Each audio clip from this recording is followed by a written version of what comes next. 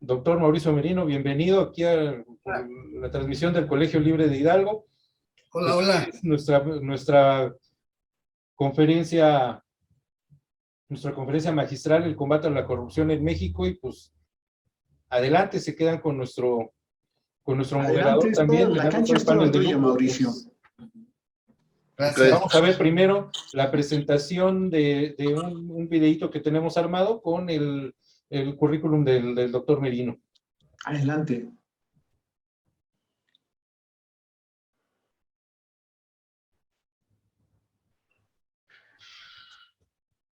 Mauricio Merino Huerta, doctor en Ciencia Política en la Universidad Complutense de Madrid, exdirector de la División de Administración Pública en el Centro de Investigación y Docencia Económicas. Ha sido profesor en la Universidad de Guadalajara, el Colegio de México, en el Centro de Investigación y Docencia Económicas, en la Universidad Autónoma de México, en la Universidad Autónoma Metropolitana y Facultad Latinoamericana de Ciencias Sociales.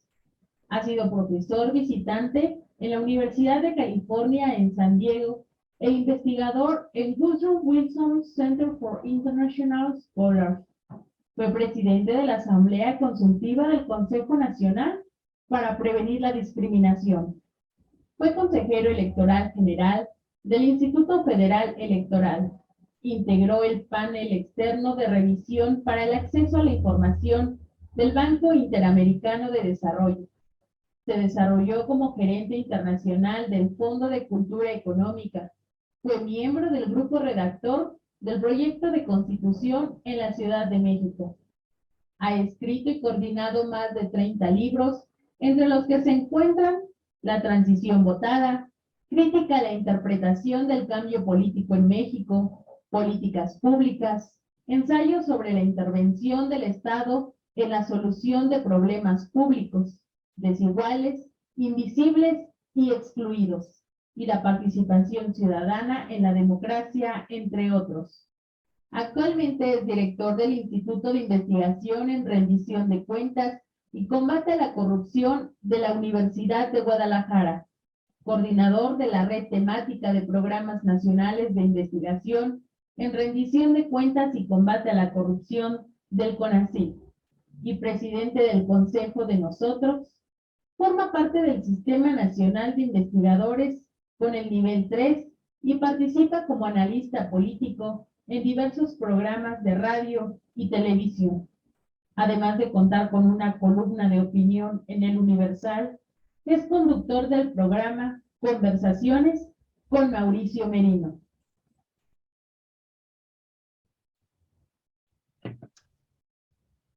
Adelante, doctor, puede usted comenzar. Pues muchísimas gracias por la presentación, por la invitación y por su generosidad para estar esta mañana con ustedes. Querido Rodolfo, tengo aquí este informe, lo presento a la cámara, creo que lo pueden ver. Perfectamente. Sobre el combate a la corrupción en México. General de Petróleos Mexicanos. Dios, hay un micrófono abierto. Algo de Petróleos Mexicanos están diciendo, pero esto ya, no ya tiene... lo cerraron. Y se llama Informe País sobre el combate a la corrupción en México 2020. Está descargable en la liga combate a la corrupción.mx, repito, combate a la corrupción, todo seguido, .mx, y ahí pueden encontrar, querido Rodolfo, más de 790,000 datos que el equipo de investigación, el Instituto de Investigación en Rendición de Cuentas y Combate a la Corrupción ha venido reuniendo para dar cuenta de la situación que guarda el combate a la corrupción en México. No la corrupción como fenómeno, sino el combate a la corrupción en México, que son dos asuntos diferentes.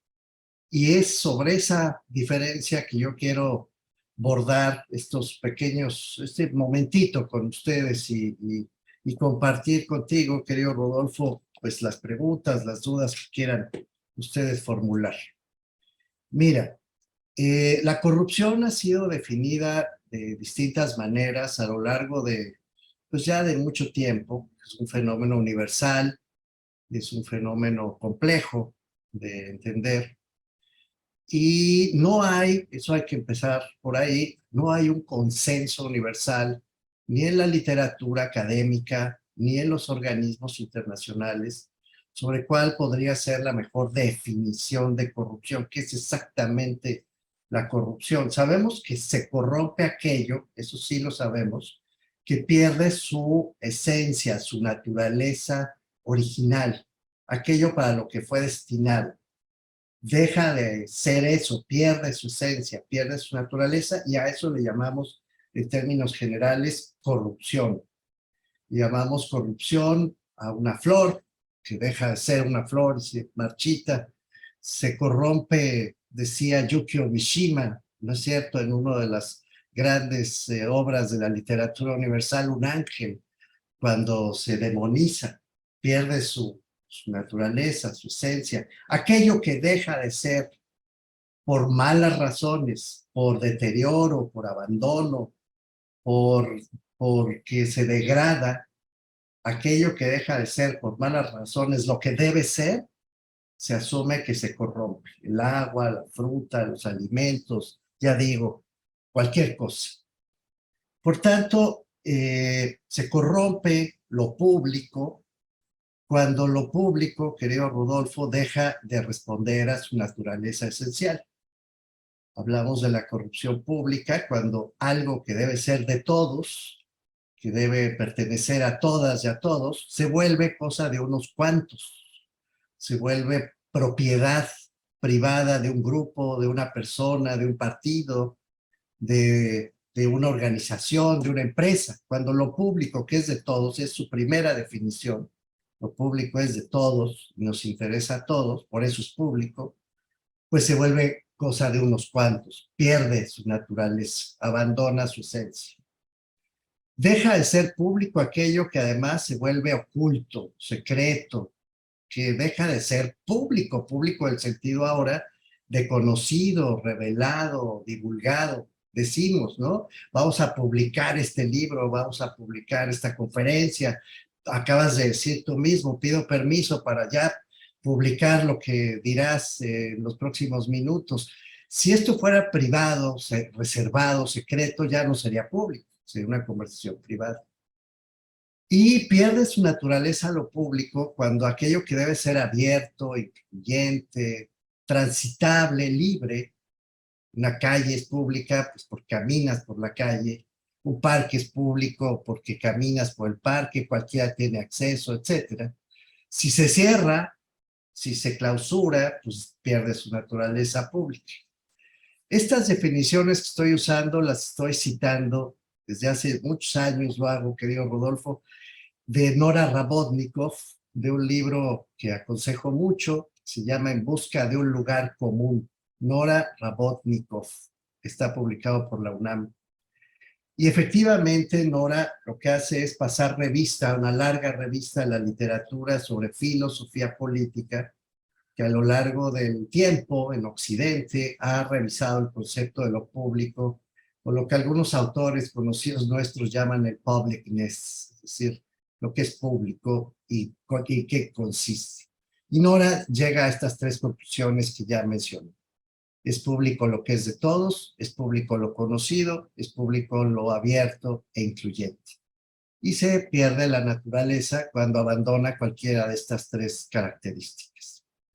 Bueno, dicho esto, se corrompe, por lo tanto, lo público cuando algo que, insisto, debe estar en calidad de accesibilidad, de apertura, de conocimiento y de beneficio para todas y todos, pierde esa esencia. Dice otro autor, Robert Kierkegaard, un clásico, Kierkegaard se apellida, clásico de estos temas, dice este autor que la corrupción es el resultado, corrupción entendida como la pérdida de la naturaleza de lo público, como acabo de definir, es el resultado de una ecuación que Kierkegaard identifica como el monopolio de la autoridad concedida a alguien monopoliza la autoridad, la discrecionalidad en la toma de decisiones de esa persona o de ese grupo de personas, menos la rendición de cuentas. Su ecuación es M más D menos A, porque accountability es la expresión que usa, rendición de cuentas en español.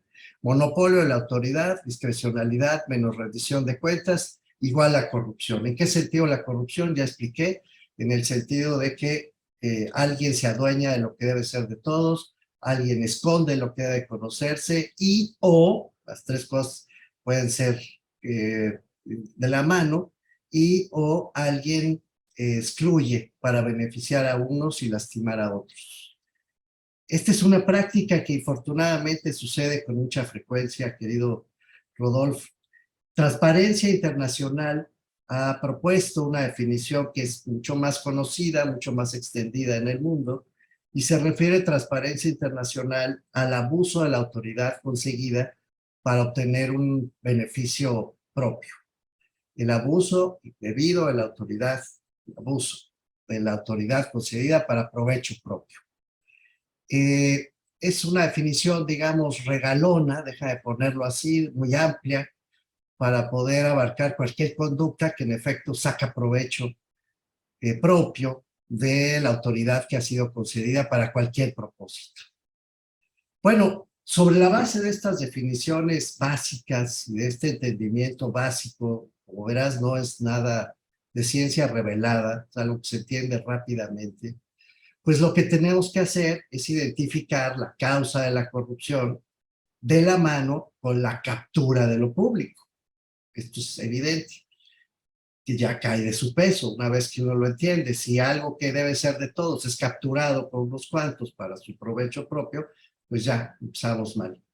Si algo que debe ser conocido es escondido para provecho propio, pues también estamos mal. Si algo que debe ser incluyente y abierto se reserva y se cierra para beneficio de unos cuantos, también estamos mal. He aquí, en consecuencia, la causa original del fenómeno de la corrupción, la captura de lo público. En mi opinión, la definición más eficiente de la corrupción es esa, la apropiación abusiva de lo público. Así, una sola línea. La apropiación abusiva de lo público. Claro, antes hay que pasar por la definición de qué cosa es lo público, como acabo de hacer hace un momento.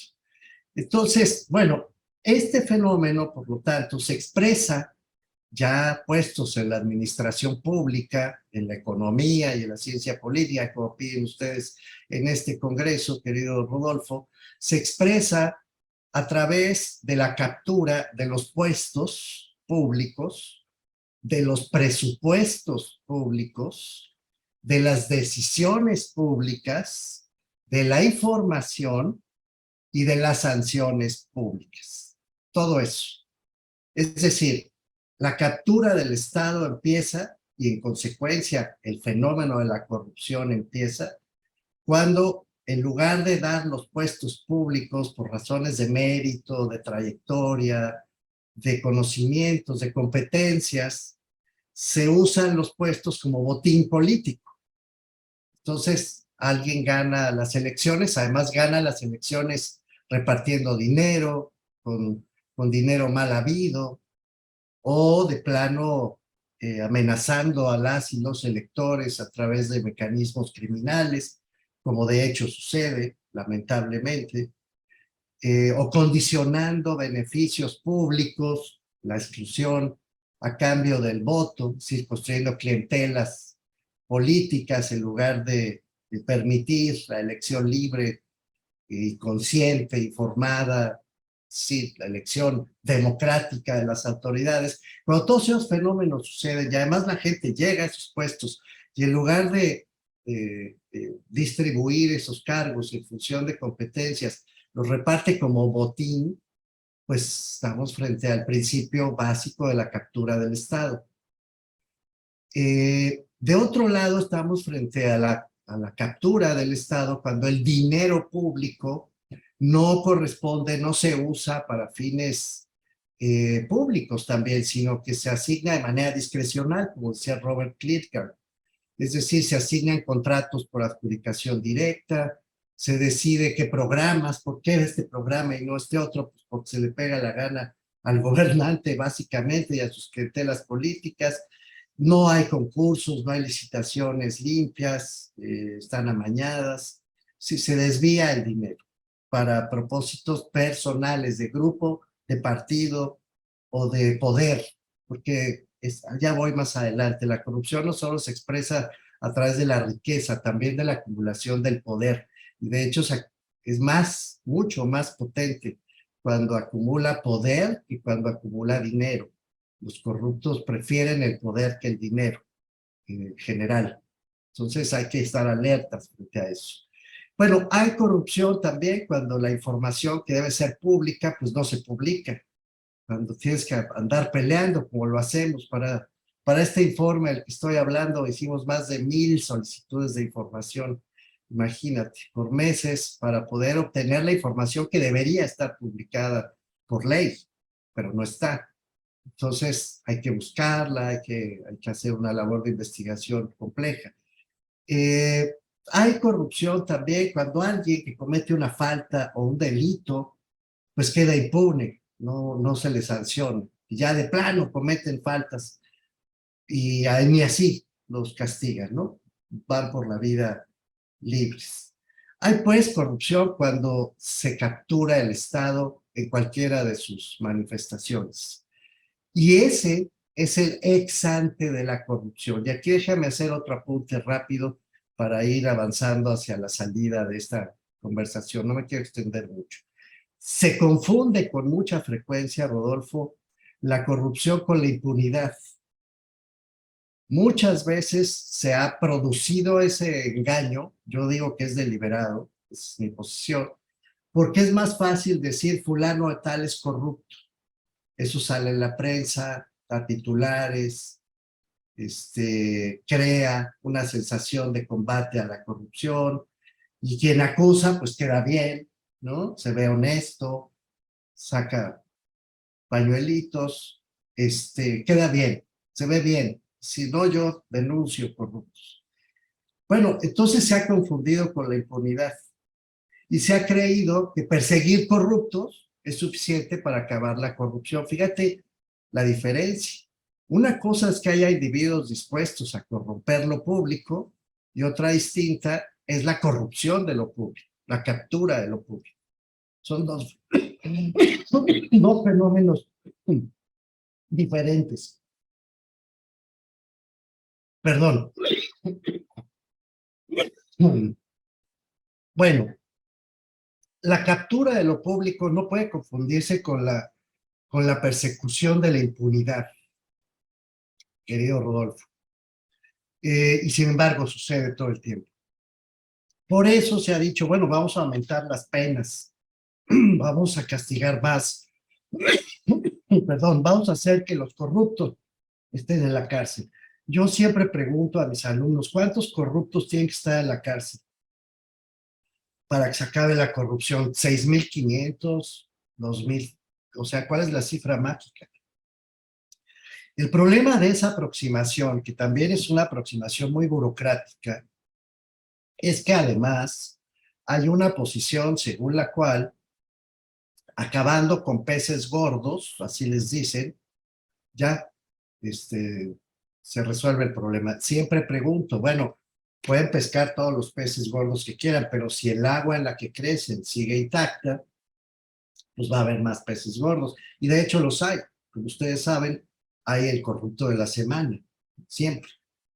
Hay uno nuevo, Duarte, y el otro Duarte, y Lozoya, y el que toque, ¿no? Siempre hay un corrupto. Ahora se están peleando Monreal y Laida Sansores, y Alito, y no sé qué. Siempre hay el de moda, ¿no? Va cambiando. Pero el ex ante de la corrupción, es decir, antes de que suceda, no cuando ya sucedió, sigue intacto. Sigue la captura de puestos, de presupuestos, de información y de sanciones. En el informe país al que me estoy refiriendo, querido Rodolfo, se prueba, por ejemplo, que el servicio profesional de carrera solamente ha venido operando en este momento para el 1.3% de los puestos públicos de la Administración Pública Federal.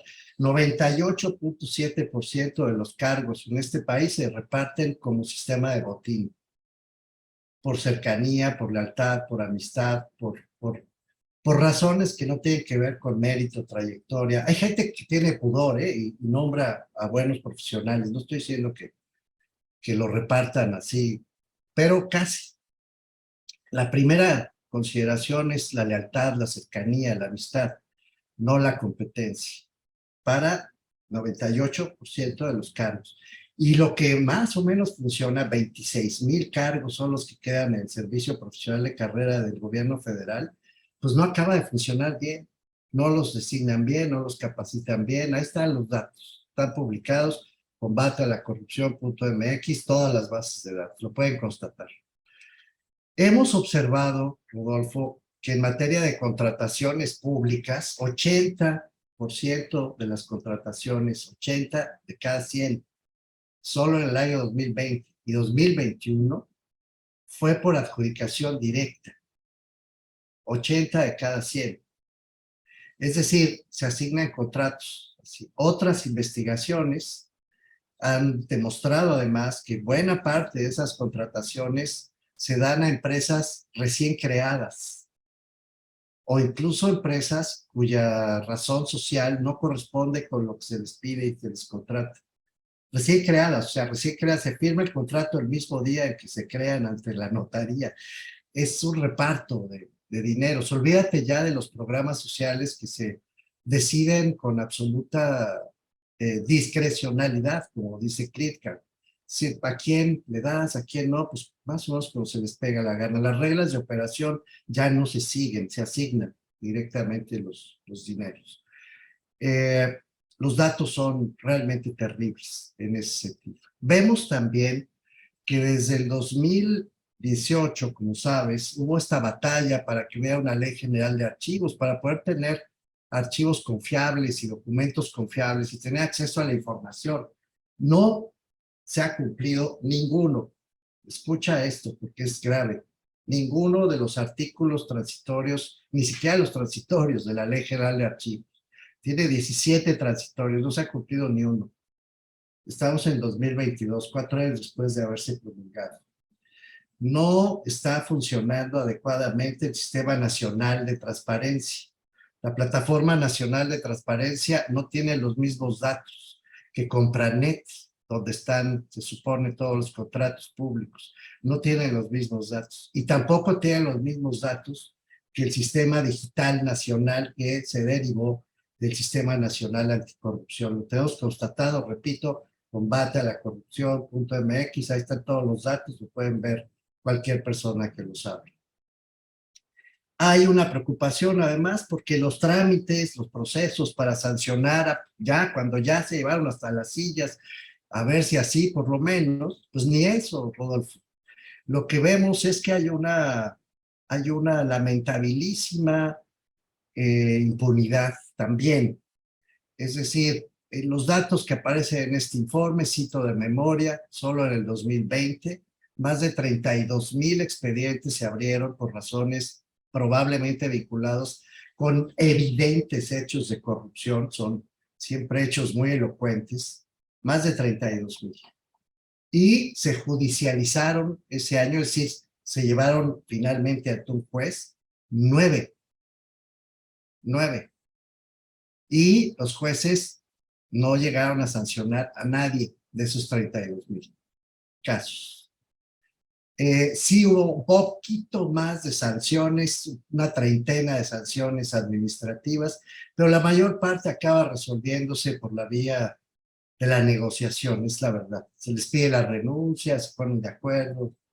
Hay una especie de pacto silencioso, déjame llamarle así, de impunidad, que hace muy difícil que los procedimientos de sanción efectivamente operen. Entonces, ni siquiera es cierto. Cuando dicen, vamos a combatir la corrupción, castigando corruptos, pues tampoco es cierto, porque ni lo hacen. Entonces, se mantiene la captura de puestos, se mantiene la captura de presupuestos, se mantiene la captura de la información, se mantiene la captura de las sanciones y naturalmente la corrupción sigue vigente. ¿Cuáles son los efectos definitivos de todo esto? Bueno, pues el incremento del sistema de partidos como clave para la distribución del poder y para el ejercicio del poder, como ya sabemos, es lo que vemos diario. Son los partidos políticos los que controlan la vida pública de México a todas luces. Vemos que todos los indicadores internacionales están muy mal. En México aparece muy mal en Transparencia Internacional, en el índice de Estado de Derecho, que por cierto acaba de salir, ya fue inmediatamente descalificado, lo digo con todo respeto, por el señor presidente apenas hoy en la mañana, ¿no? Ya dijo, no, eso no hay que hacerle caso, porque son los gringos, dice. Pues no, es una organización internacional, global, el World Justice Project, que pone, imagínate, a México. Es un indicador que el propio gobierno de López Obrador ha usado, y él mismo lo ha usado, el presidente López Obrador lo usó muchas veces como líder de la oposición para señalar los defectos del Estado de Derecho de los gobiernos anteriores. Viene incluso en el Plan Nacional de Desarrollo citado como una de las fuentes de este gobierno. Bueno, es este informe del World Justice Project, apenas publicado, ya les digo, ayer y hoy en los medios, el que nos dice que México está en el lugar 115 de 140 países evaluados. Es una desgracia, con un puntaje de 0.42 sobre 1, donde 1 es un Estado de Derecho fantástico y 0 es ausencia total de Estado de Derecho. 0.42 está México, muy reprobado. Sale más o menos bien calificado, no bien calificado, pero no reprobado, solo en gobierno abierto, en las tareas de abrir información que vaya que ha costado trabajo, pero sale de panzazo. En orden y seguridad, en justicia civil y en justicia penal, sale prácticamente entre los últimos lugares del mundo, Rodolfo. Y en materia de combate a la corrupción también.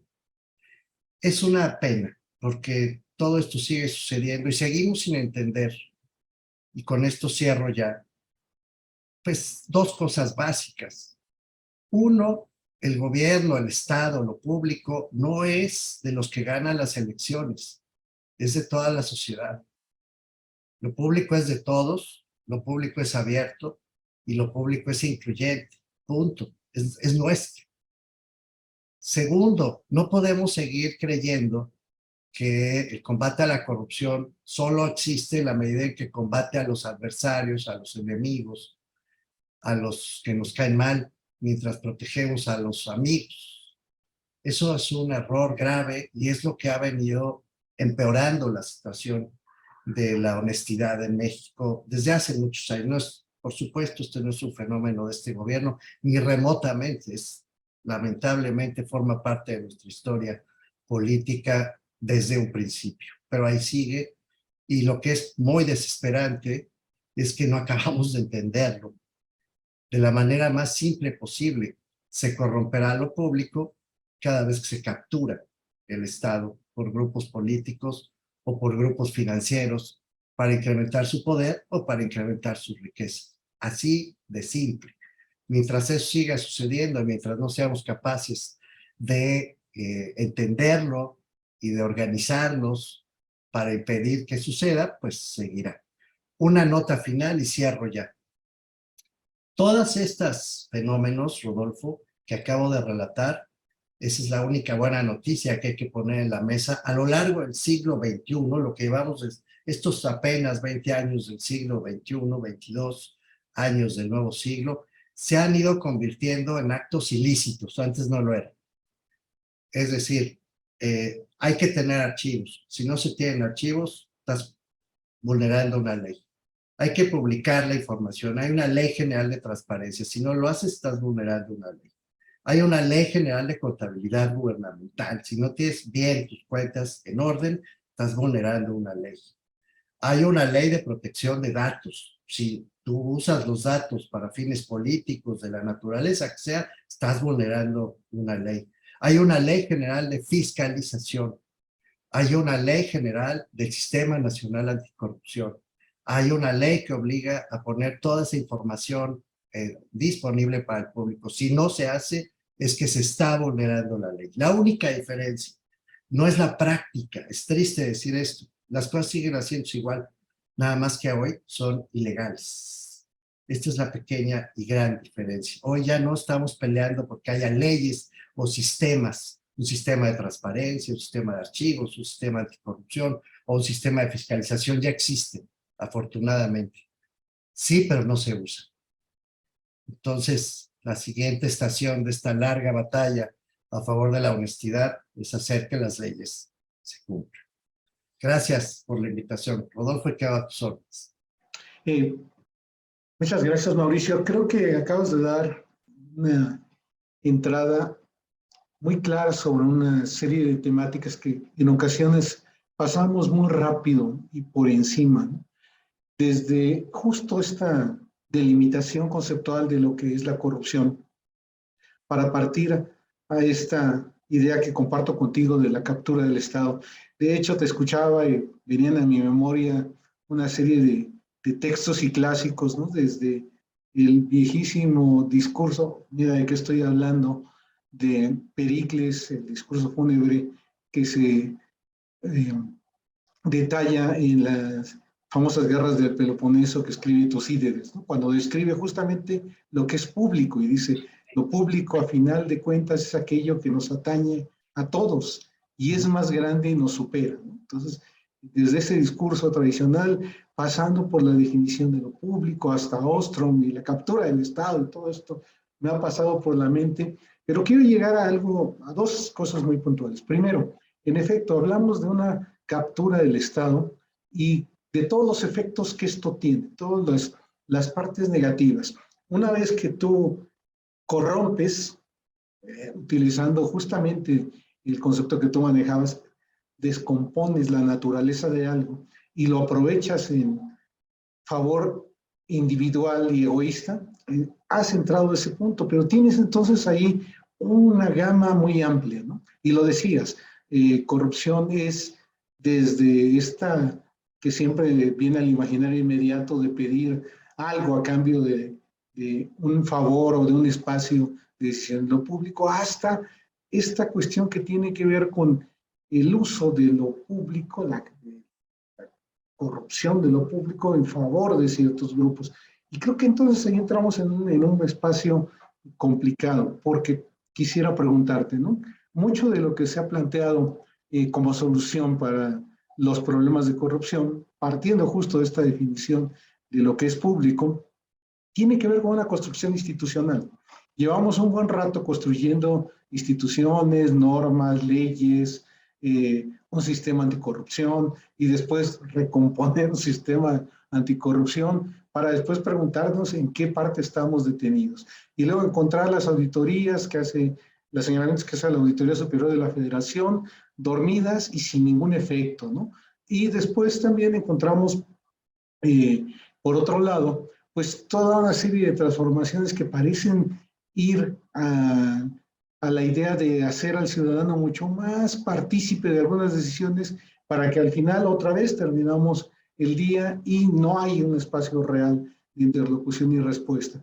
Y luego, sistema de justicia, que es otra cosa, ¿no? O sea, un sistema de justicia que promete un castigo, una sanción, una construcción de un marco de incentivos o desincentivos, y otra vez volteamos el rostro y observamos en el ámbito del contexto político a cada uno persiguiendo, hablo de los políticos, estas funciones de utilidad marcadas, funciones de utilidad muy personales, marcadas por la búsqueda de la siguiente elección, el siguiente puesto, el siguiente escalón que me va a permitir obtener ese espacio, y las clientelas y los grupos, y esta otra construcción, digamos, que se superpone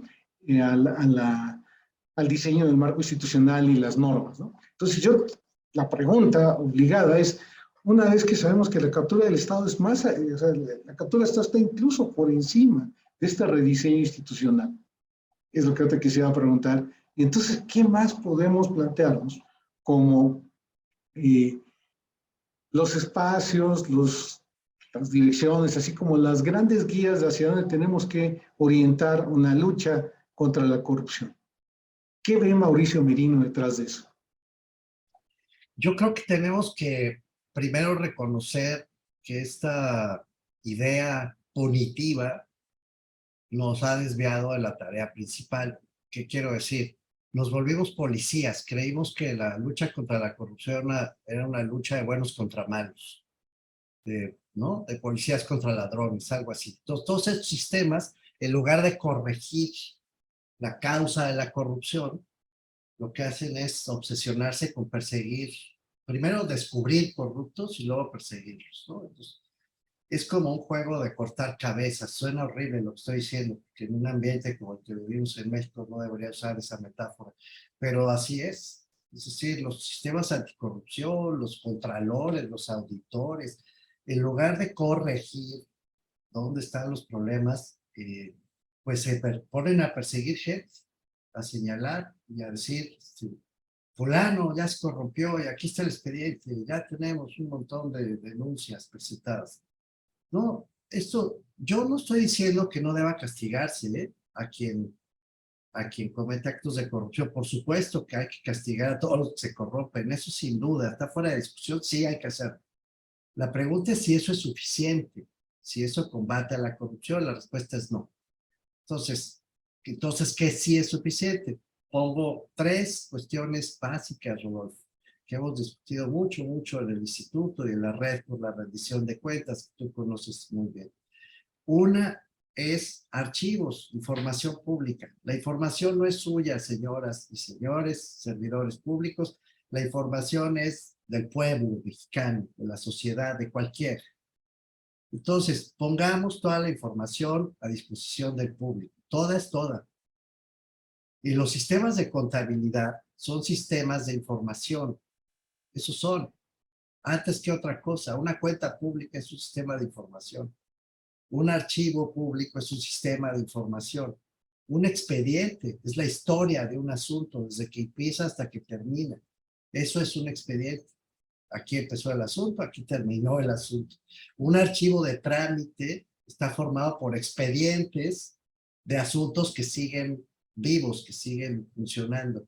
Un archivo de concentración está formado por expedientes que ya concluyeron su vida activa, pero ahí están disponibles para el que los quiera ver. Un archivo histórico es aquel que ha hecho una revisión de lo que debe permanecer para la memoria del país.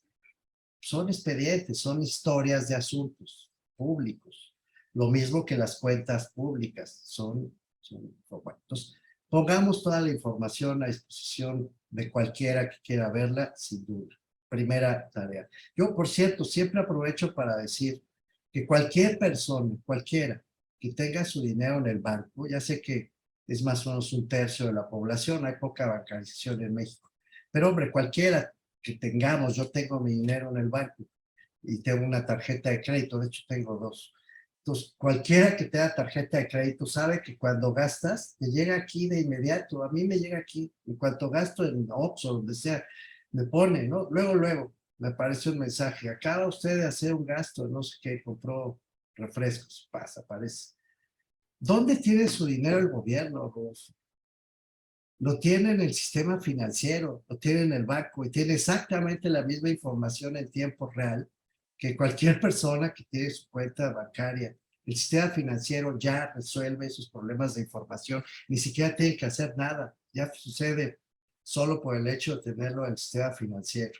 Así de simple, por tener cuentas abiertas. Todos los gobiernos tienen su dinero en los bancos. Entonces, a mí me parece ridículo que nos digan que no pueden dar información cuando es evidente que ahí está disponible en tiempo real. Primer asunto, toda la información y toda disponible, sin discusión, sin vueltas y sin matices, porque se esconde mucho con ese asunto. Segundo, la inteligencia institucional, Rodolfo. ¿A qué me refiero? Inteligencia institucional es saber dónde está el problema. Hombre, si ya sabemos que hay un grave problema de contratación en el sector público, que hay gente que no conoce, que no sabe, que no tiene formación, pues ¿qué estamos esperando para corregir? Ya sabemos que el problema es el botín, pues hombre, vamos a resolver el problema del botín político, del reparto. Pero ya se sabe, esa es la inteligencia institucional. Las instituciones están hechas de personas que aprenden, que entienden. Entonces, las organizaciones también aprenden.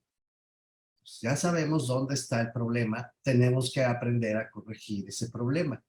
Y ya lo dije antes, la captura de los puestos, la captura de los presupuestos, la captura de las decisiones y la captura de la información y de las sanciones. Ahí está. Pero está en todo el mundo, o sea, tampoco estamos inventando el hilo negro para México. Ese es el fenómeno universal que el resto de los países han venido atacando sistemáticamente.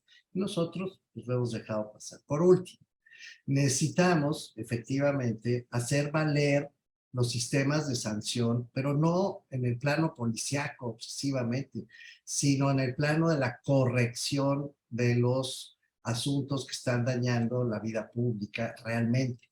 Es decir, a ti no te sirve de nada meter a un tipo a la cárcel si al mismo tiempo no corriges, no reparas el daño que ese tipo le causó a la sociedad haciendo actos de corrupción. No me sirve de nada meter a alguien que entrega contratos chafas a sus cuates si no corrijo el contrato chafa, que fue el que le causó daño a la sociedad, y si no evito que en el futuro se siga repitiendo. De nada me sirve que meta a la cárcel un señor que hace carreteras mal hechas, yo qué sé, y ya lo mete a la cárcel, lo denuncia, sale en la prensa, si la carretera quedó mal hecha. El problema es antes, es ex ante, repito, y eso implica un sistema de pesos, efectivamente, y contrapesos, en donde pongamos la atención en lo fundamental. Entonces, cierro. Información siempre disponible, evitar que los daños que ya tenemos documentados se sigan repitiendo, eso es lo importante. Y 3, contrapesos para reparar esos daños. Sí se puede, sí hay tecnología, sí hay conocimiento, todo.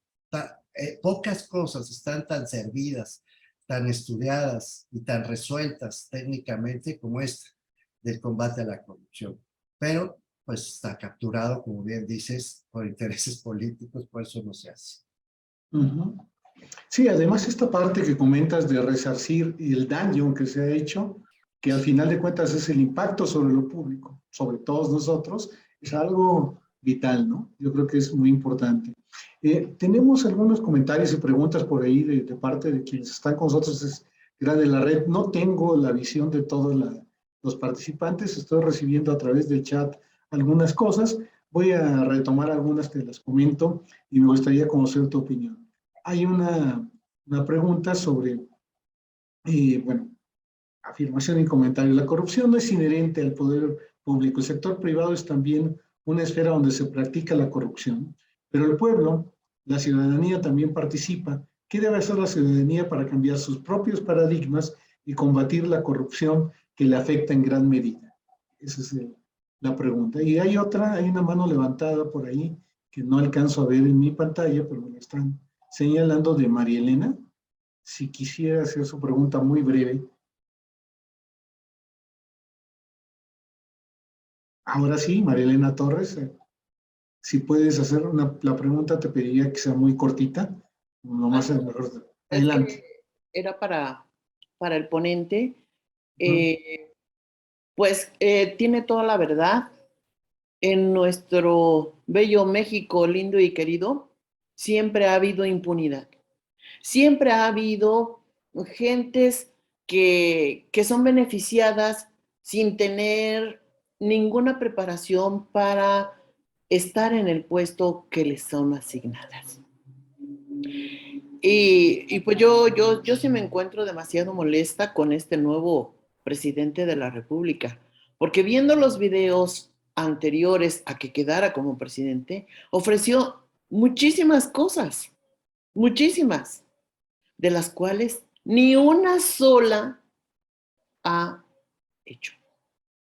Jamás dijo que iba a construir el Tren Maya. Jamás dijo que iba a hacer el aeropuerto de Felipe Ángeles. Entonces, es una persona que no se le tiene confianza para nada. Vean ustedes, bueno, lo estamos viviendo, ¿no? ¿A quiénes ponen las diferentes secretarías y las secretarías de más importancia? A gente muy corrupta, gente que ya tiene antecedentes espantosos, como por ejemplo Bartlett, ¿no? Entonces, ¿qué podemos esperar con este gobierno? Se comenta entre los medios que al paso que vamos ya no va a haber democracia. Este señor nos está quitando todo, absolutamente todo. Y para él, si las personas que van a la mañanera, que son los periodistas, mis respetos para todos ellos, le están poniendo las cartas en la mesa, elude las respuestas, elude las preguntas y se va por otro sendero, cuando de todos es visto lo que está haciendo y que no da respuesta a nada. Es una verdadera tristeza desde mi punto de vista. Todos los presidentes casi han sido igual, pero este, para mí, es el peor de todos. Y yo no sé por qué la gente votó por él. Quizá porque les prometió tanto y se están dando cuenta que no les está dando nada. Y la corrupción siempre ha existido, pero no tan fuerte como en este momento, en este sexenio.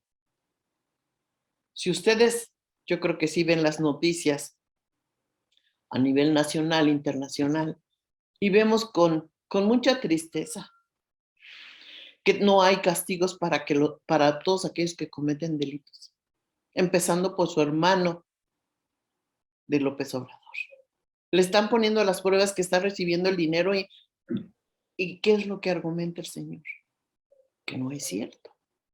Con todo y pruebas. No, tiene un cinismo, una desfachatez que nuestro gobierno, nuestro país, con tristeza veo que va para abajo. Lo siento por aquellos niños que Te diría que cierres un poco porque tenemos varias, entonces para ir recogiendo, ¿sí? Sí, ya termino. Me da con tristeza ver las siguientes generaciones. Nosotros de estas generaciones nos estamos acabando y vienen los de cristal. Entonces, ese es mi comentario. Muchísimas gracias. Ok, retomo otra, Mauricio, para que nos puedas contestar en bloque. Hay una que dice, el Sistema Nacional Anticorrupción, así como los sistemas estatales, no se han convertido en una simulación. Esto a partir desde la selección de los comités de participación ciudadana, donde sus integrantes provienen del servicio público, principalmente en los estados, así como las pocas denuncias y la poca credibilidad que tienen estos sistemas ante la ciudadanía, donde su trabajo se ha enfocado únicamente a capacitaciones y foros. Cierro. Bueno, como verás, hay mucha inquietud. Yo creo que son varias aristas, facetas diferentes y preguntas que tienen distinto, digamos, entrada de nivel, pero pues adelante. Gracias. No, pues eso es lo mismo. Fíjate cómo se nos ha colado el chamuco en estas deliberaciones y todo el mundo piensa en corrupción como personas corruptas y piensas en combate a la corrupción como castigo a los corruptos, ¿no? Todas las preguntas coinciden en ese error, pero tengo que decir con todo el respeto del mundo que sí es un error. Vuelvo a la carga. Para combatir la corrupción hay que combatir, como todos los fenómenos sociales, hay que combatir las causas, no los efectos. Cuando uno se concentra solo en el efecto, en el ex post, cuando ya pasó, sin corregir la causa de lo que se quiere modificar, ese fenómeno se reproduce y se perfecciona. Eso también lo dicen los libros de texto y sabemos que así es. ¿Por qué se volvió tan difícil el combate a la delincuencia en México? Pongo este ejemplo que lo conocemos bien y lo padecemos mucho.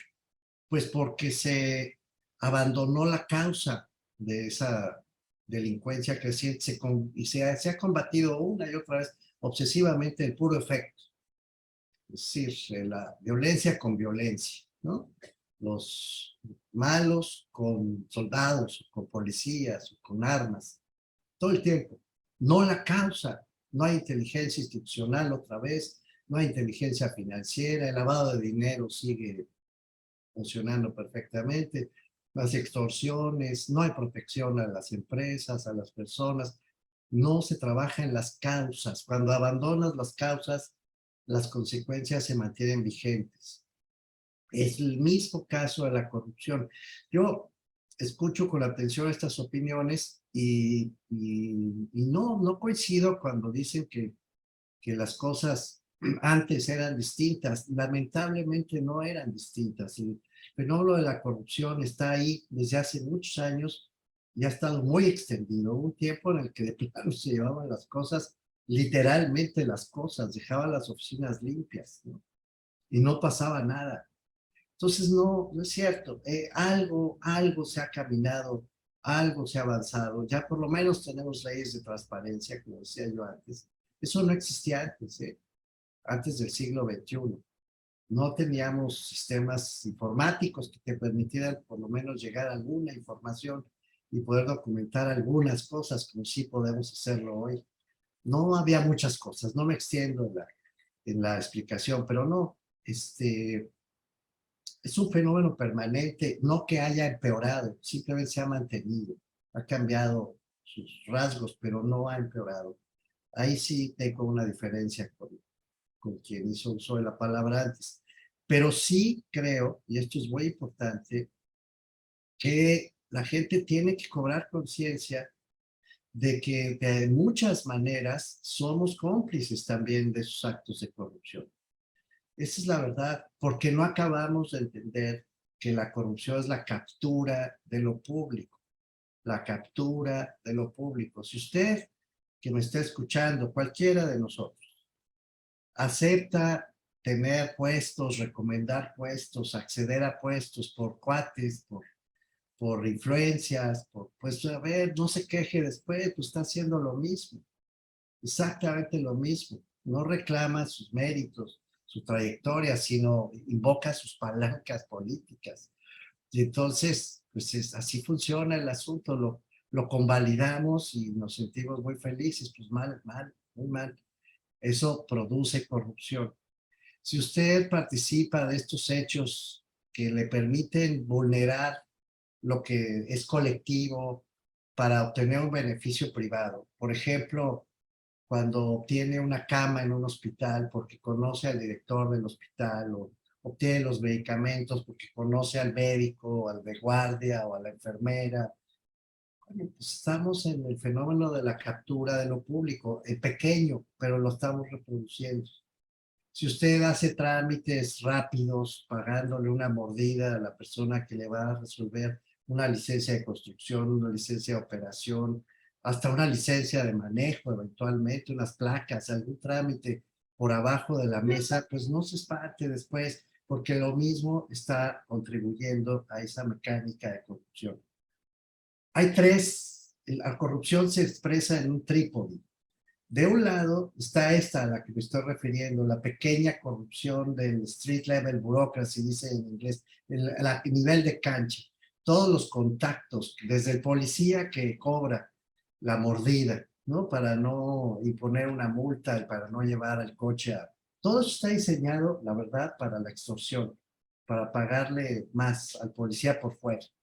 Entonces, hacen unas multas ridículas, unas sanciones ridículas, con muy pocos sistemas electrónicos que, insisto, ya están resueltos aquí, ya se podría resolver aquí con estos sistemas, pero no lo hacen para poder jugar a la extorsión, ¿no? Entonces, desde ahí, desde ese contacto directo, todo lo que es ventanilla, funcionarios, servidores públicos con personas, cuando uno entra a ese juego, pues ya entraste al juego, ya estás contribuyendo a la captura de lo público. 2, cuando se hacen las asignaciones de recursos y las asignaciones de personas a las que me estoy refiriendo desde hace rato, es el segundo vórtice del triángulo. Contratos, compras, contrataciones, asignaciones, programas públicos, que se hacen desde los grupos de poder y para incrementar el poder de esos grupos. Para eso se hace. Para ver cómo lastimas al de frente y cómo haces que tu claque, tu grupo tenga más espacios de dominación. Eso hacen, pero es que eso hacen y todos sabemos que eso hace. Entonces, ese es el otro problema. Si la sociedad en lugar de oponerse, pues se hace menso y recibe el beneficio y dice, bueno, por lo menos algo me tocó de esto que están repartiendo y se voltea para el otro lado, pues entonces no nos dolamos, después no nos hagamos, ¿no? Y luego está la gran corrupción, que es el tercer vórtice, la corrupción de los partidos, la corrupción del poder político y la corrupción del crimen organizado, del que no hemos hablado, porque está metido hasta las chanclas. El lavado de dinero en la industria inmobiliaria en este país es brutal. Se construyen edificios, centros comerciales, unas cosas increíbles, fraccionamientos completos en muchos lugares de la República, sé que en Pachuca también, pero en Tijuana, en Ensenada, en el Valle de Guadalupe, en Veracruz, en la Ciudad de México, todos lados. La industria inmobiliaria que lava dinero es brutalmente exitosa y está asociada efectivamente a funcionarios que otorgan esas licencias de construcción o incluso funcionarios que son derivación del crimen organizado y por eso ocupan esos lugares. Simplemente responden, obedecen al crimen organizado. Así funcionan muchos, tristemente, en muchos municipios del país y en muchos gobiernos locales del país, como tú sabes, querido Rodolfo, que fuiste presidente de Globo. Entonces, todo eso es la expresión concreta de la corrupción y como bien se frasea por quienes hicieron uso de la palabra ahora, pues sí, nadie está, no es cuestión de unos cuantos corruptos que corrompen pobrecita sociedad, no, es que no acabamos de cobrar conciencia, también nosotros, cada vez que contribuimos a esas prácticas que acabo de describir, pues nos estamos haciendo daños solos. Un ciudadano, un verdadero ciudadano, una ciudadana, no es la bola de personas ahí reunidas en una plaza pública alzando la mano. Una ciudadana, un ciudadano es una persona que es titular de derechos, que vota y con su voto puede hacer la diferencia entre que ciertas cosas pasen o no pasen. Un ciudadano es alguien que paga impuestos o los evade y hace la diferencia para que un Estado funcione bien. Un ciudadano es alguien que reclama un espacio en un hospital cuando se siente mal o un tratamiento médico porque le tiene derecho a eso.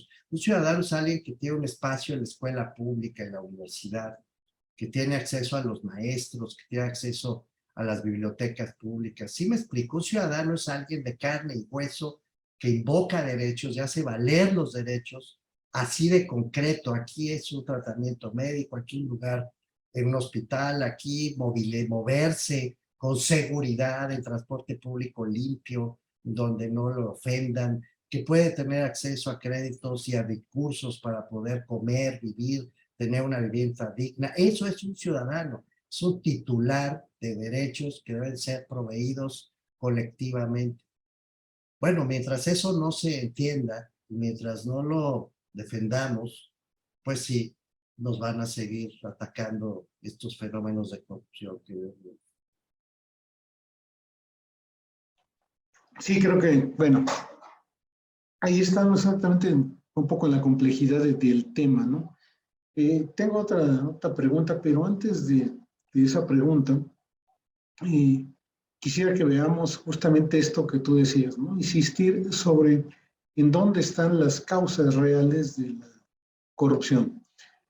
Utilizando esta metáfora un poco, digamos, hecha para otros temas también, pensemos en la búsqueda de las raíces y no en podar el árbol, ¿no? Ni en cortar las frutas amargas de la corrupción, sino en observar qué hay en el trasfondo, ¿no? Y es justamente la construcción de las alternativas de política que se nos pide en un montón de manuales, ¿no? Vete a la relación causal, observa qué hay detrás, cuál es realmente la naturaleza del problema y cómo ese problema entonces puede solventarse. No solamente efectivamente te dediques a una tarea punitiva, de meterlos a la cárcel, porque caemos otra vez en justo una de las primeras observaciones que hacías, ¿no? ¿A cuántos tenemos que meter a la cárcel para saber si esto ya se puede componer, ¿no? Bueno, pero aquí, digamos, quisiera también ir sobre un punto, ¿no? Quizás, perdón por la digresión teórica, pero estamos en esta idea de la corrupción desde los modelos institucionales, desde la acción colectiva o desde incluso la naturaleza como que tenemos como sociedad para dar respuesta a ciertos asuntos, ¿no? Me acordé de la poco afortunada frase de Peña Nieto en algún momento, ¿no? Somos un pueblo corrupto. ¿Te acordarás de esa frase? ¿No? Y digo, hay que corregir todas esas cosas, pero cada una implica, me acuerdo también de el presidente municipal, en su momento alcalde de Bogotá, Antanos Mocos, que hablaba mucho del cambio de la cultura. Cambiamos la cultura y entonces cambiamos la mente. ¿Es la cultura o son los incentivos? Pregunta agresiva, ¿no? Primero, a ver qué piensa Merino de eso. Y después aquí algunos otros que nos están haciendo preguntas que dicen, bueno, ¿y la academia qué debe hacer?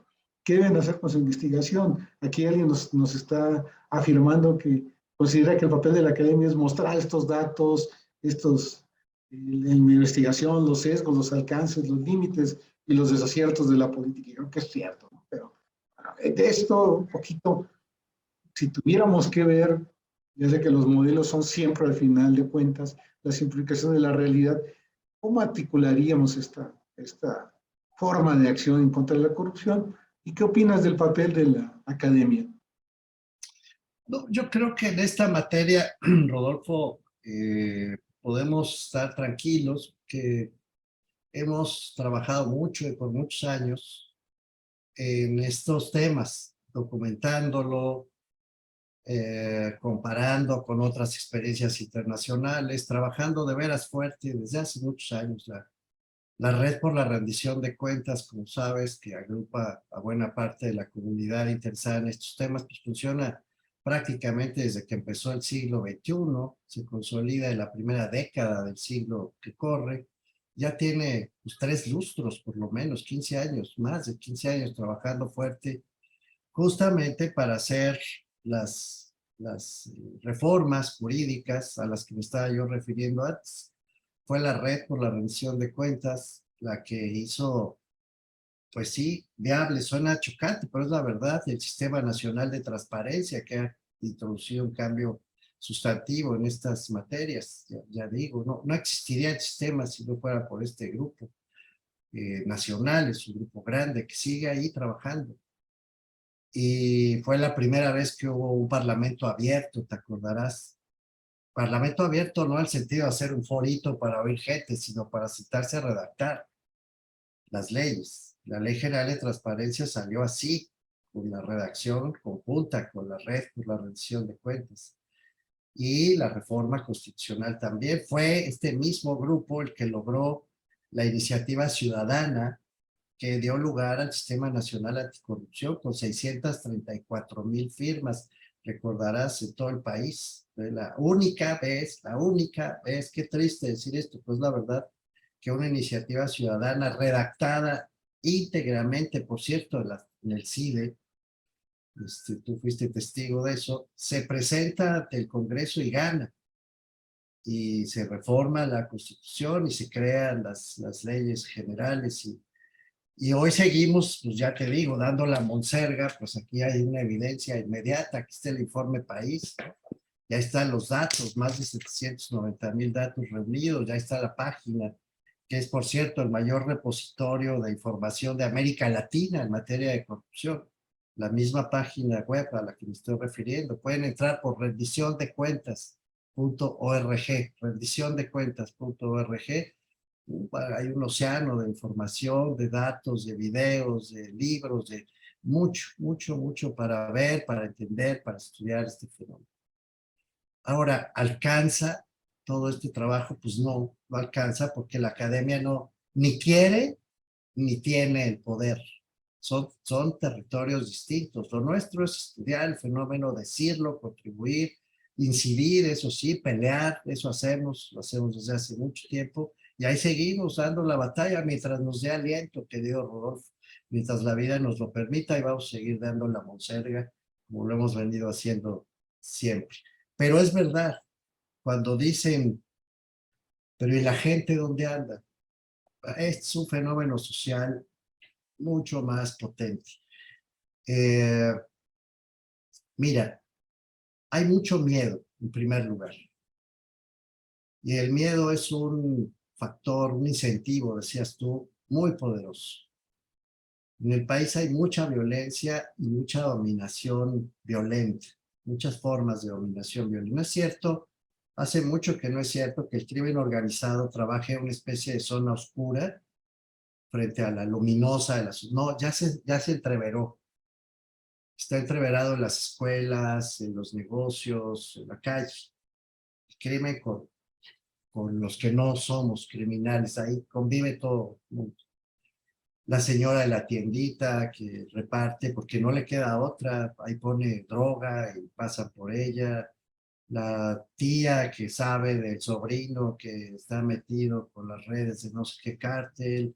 Es una tristeza, ¿eh? Pero todo eso está entreverado, cada vez más entreverado. Entonces, hay mucho miedo porque tú te enfrentas a estos tipos y pues te matan. Son criminales, literalmente. Es una cosa muy, muy fea, pero así funciona. Los negocios, muchos de los negocios de este país están también entreverados. Hay una discusión, yo se lo he escuchado a Catalina, por ejemplo, Pérez Correa, pero también Eduardo Guerrero, pero también Alejandro Madrazo, pero también a varios autores que conocemos tú y yo y que sabemos que son gente seria, buenos investigadores e investigadores, que las remesas, este incremento de las remesas que repentinamente ha crecido en México, pues en buena medida se explican por el trasiego de droga, el trasiego de fentanilo, el trasiego de armas y de personas que obtienen recursos fuera del país, especialmente se realizan en Estados Unidos y vienen convertidos en remesas. No todo es migrantes y buenas personas mandándole dinero a su familia, ¿no es cierto? También hay mucho crimen. Entonces, tengamos presente esto.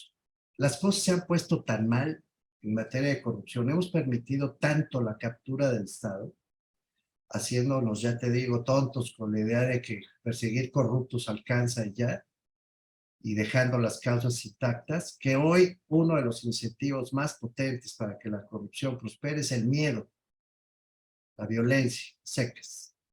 La otra, es brutal decir esto, me choca decirlo, pero tengo que decirlo. El otro incentivo es en efecto la profunda desigualdad y la profunda pobreza que vive nuestro país, Rodolfo. Es una pobreza y una desigualdad y una ausencia de recursos tan profunda, tan arraigada, tan feroz, diría yo, que cuando alguien puede obtener una pequeña ventana para salir adelante de sus problemas de empleo, pues la toma. Conozco, y estoy seguro que el auditorio también, yo conozco un montón de gente, pero un montón, por los estudios que hago, a eso me dedico. También es normal que se acerquen y te platiquen.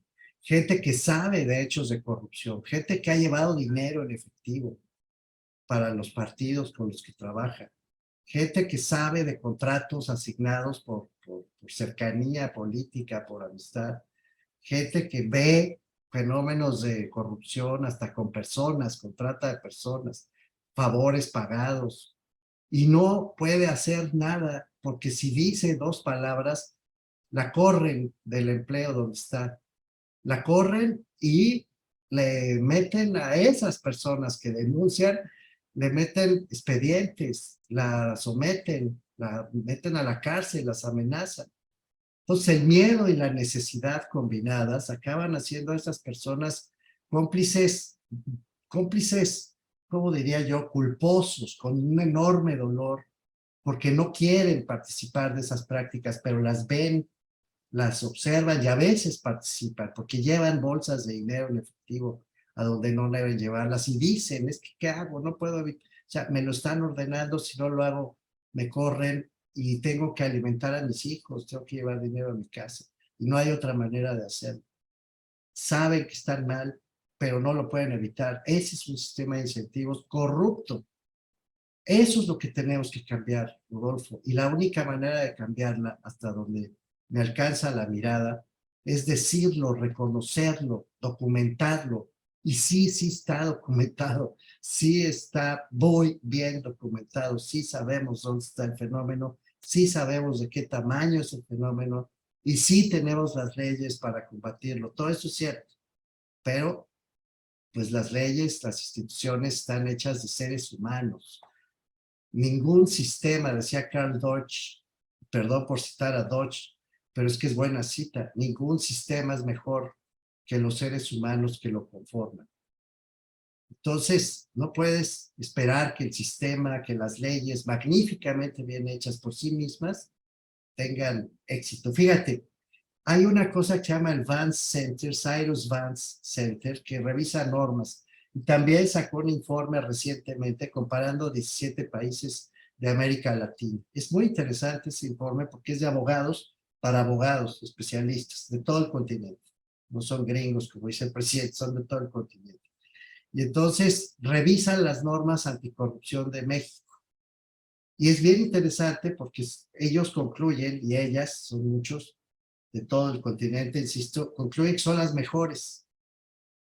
Sacan 9.3 sobre 10 las normas, el diseño institucional. Ahí está, Cyrus Vance Center, lo pueden buscar. 9.3 de calificación en las normas. Cuando se van a la aplicación de las normas, cae a 3.5 la calificación. ¿Te das cuenta? De 9.3 en la calidad de las normas a 3.5 en la implementación.